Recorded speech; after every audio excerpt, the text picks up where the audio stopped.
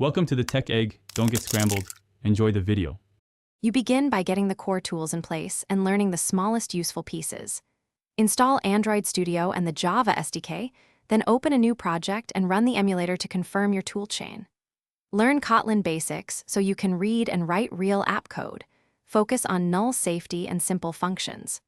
Also set up Git, make your first commit, and push to a remote so you have a repeatable workflow for changes and backups. Once done with basics, focus on building complete features end-to-end so you understand how pieces interact. Create screens with constraint layout, implement lists with recycler view, and separate concerns using view model and live data or state flow. Add networking via retrofit, parse JSON into models, and cache with room so apps work offline. Make tests for your business logic and a few UI flows, because automated checks keep you productive as projects grow. You finalize apps by polishing UX and preparing releases. Optimize layouts, reduce APK size, and enable ProGuard or R8 to shrink code.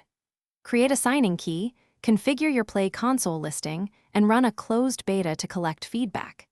If something breaks, reproduce with Logcat and use Firebase Crashlytics to get stack traces.